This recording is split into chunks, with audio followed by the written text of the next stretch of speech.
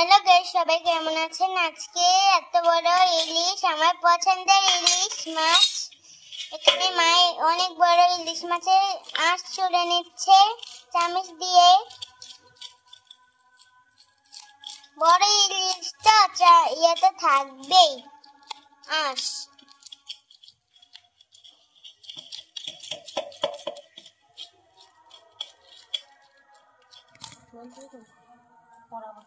এখন আঁশ ছুলে হয়ে গেছে ইলিশ মাছের। কেটে নেবে এখন মাথা।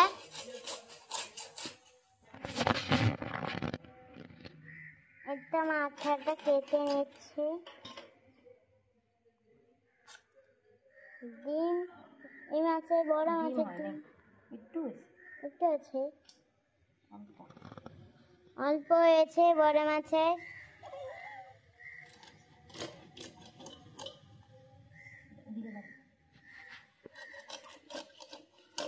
আর এদিকে রাইজার, এদিকে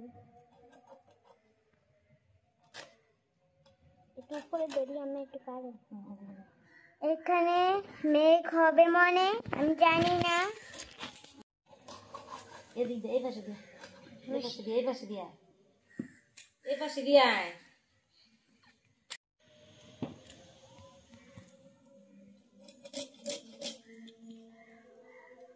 এখানে 2 টুকরা মাছ কাটা হয়ে গেছে, আর এখানে 2 পিস কেটেছে, মাত্র 5 পিস হয়েছে।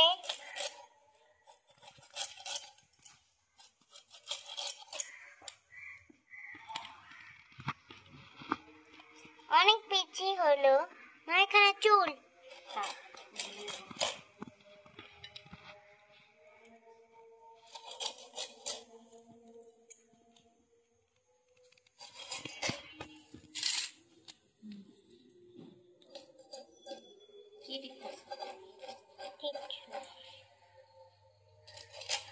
এটা এখানে কারেন্ট এসে গেছে। এটা মাছের ডিম, অনেকগুলি তো ডিম হয়েছে। ওই একটা ছোট্ট ডিম, লেজা মাছের। তারপরে এটা একটা ডিম, ছোট ডিম, কতগুলো ডিম। এটা বড় মাছ, একদম অনেক বড় মাথাটা। এটা ইলিশ মাছের।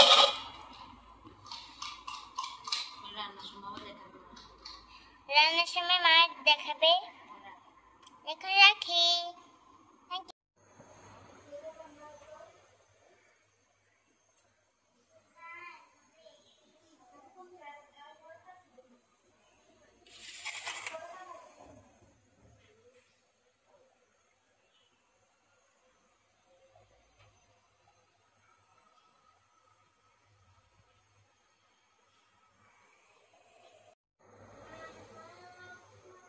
এখন আমি মাছগুলি ধুয়ে নেব ভালো করে।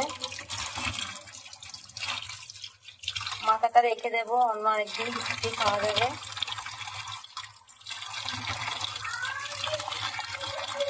আর এই মাছের তেলটা একটু তেল দিয়ে লাগবো। মাছগুলি আমি ভালো করে ধুয়ে একটু লবণ আর একটু হলুদ মেখে রেখেছিলাম। এখান দিয়ে আমি নারকেল দিয়ে রান্না করব, তাই নারকেল কেটে তারপর বেটে নিয়েছি। এখানে আমি নারকেল, জিরা, কাঁচামরিচ, হলুদ গুঁড়া, মরিচ গুঁড়া, লবণ পরিমাণ মতো আর সয়াবিন তেল দিয়ে ভালো করে মেখে নিচ্ছি। তারপর আমি মাছগুলি দিয়ে দেব। মাছগুলি দিয়ে সরিষার তেল আর পরিমাণ মতো একটু মিষ্টি দিয়ে একদম। আজকে রান্না করব কাঁচা ইলিশ। আজকে ইলিশ মাছটা ভেজে রান্না করব না, যেহেতু নারকেল দিয়ে ভাপা করব, তাই সব কিছু দিয়ে আমি একসাথে সরিষার তেল দিয়ে বেশি করে সরিষার তেল দেব।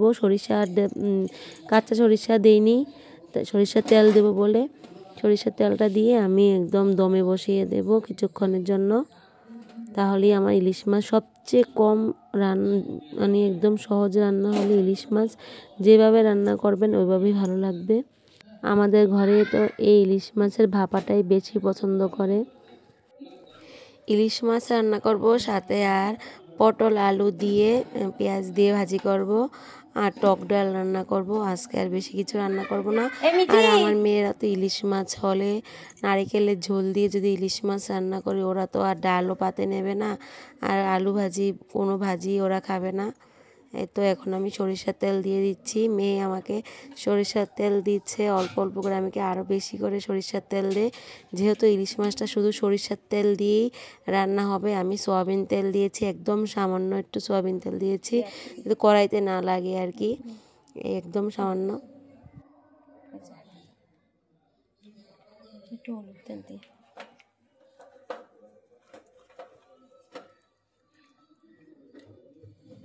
না দিলেও চলবে, হলুদ লাগবে না, একটু চিনি দে।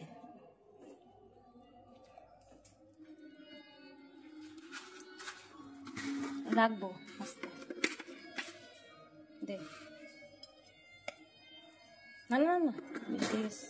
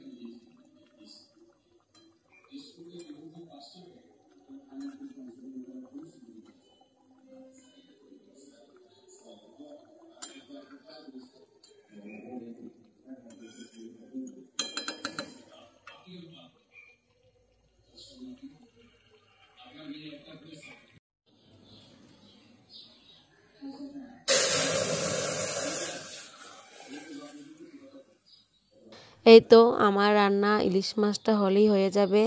এখান দিয়ে তো দেখলেন আমি ডালটা ফোড়ন দিয়ে দিয়েছি, আর আমার ইলিশ মাছটাও এখান দিয়ে হয়ে গেছে।